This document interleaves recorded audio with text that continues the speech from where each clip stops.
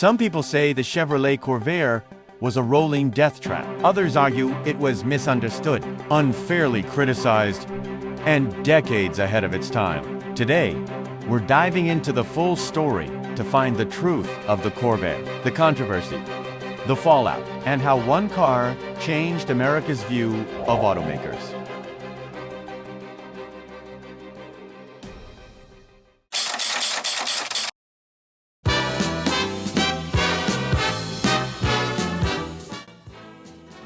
In the late 1950s, American cars were big, heavy, and thirsty. Chevrolet wanted something different. A smaller, more modern car, inspired by European designs like the Volkswagen Beetle and Porsche. Enter the Corvair, a compact, rear-engine, air-cooled car designed to be efficient, stylish, and affordable. It wasn't meant to be radical, it was meant to be practical. But for American drivers, the Corvair was unlike anything they'd driven before. Early Corvairs used a rear swing-axle suspension, a design that wasn't uncommon at the time.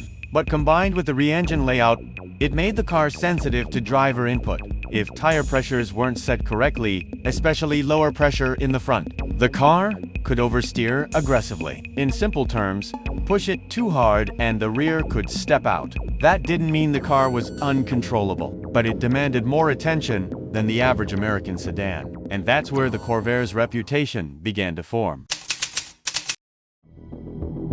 In 1965, a young lawyer named Ralph Nader published a book called Unsafe at Any Speed. The book criticized the auto industry for prioritizing costs over safety. And one chapter focused solely on the Corvair. Nader argued that GM knew about the car's handling issues and didn't act quickly enough to fix them. While the book wasn't only about the Corvair, the car became the symbol of everything Nader warned about. Headlines exploded, public trust collapsed, and almost overnight, the Corvair went from innovative to dangerous in the eyes of the American public. Sales of the Chevrolet Corvair declined shortly after the controversy, even though GM updated the suspension in later models, making the car much more stable. The damage was already done. Public opinion had turned, and trust in the Corvair evaporated almost overnight.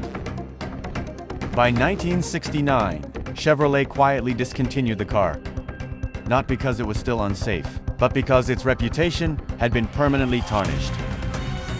The Corvair became infamous, and it would remain a symbol of both innovation and caution in American automotive history. The Corvair's controversy had a ripple effect across the American auto industry. After the negative press and lawsuits, U.S. automakers largely abandoned rear-engine designs. Safety and public perception became just as important as innovation. For decades, front-engine layouts dominated American cars. The next significant mid-engine production car wouldn't appear until the Pontiac Fiero in the 1980s, nearly 20 years later. Meanwhile, European manufacturers continued developing rear-engine cars. Volkswagen, Porsche, and others pushed the design forward. The Corvair became a cautionary tale. Even a technically competent car could fail if public trust was lost. And its story shaped the design choices of American automakers for generations.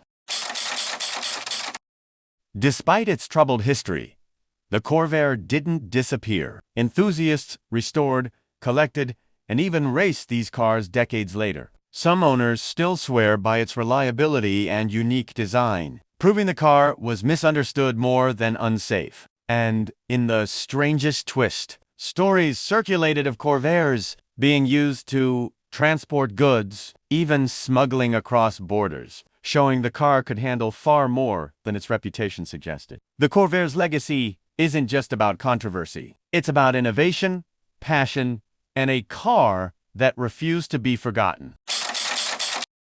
The Chevrolet Corvair was more than just a car. It was innovation, controversy, and a lesson in how public perception can shape a vehicle's fate. From its rear-engine design to Ralph Nader's warnings, from declining sales to a dedicated fan base, decades later, The Corvair's story is unforgettable. What do you think?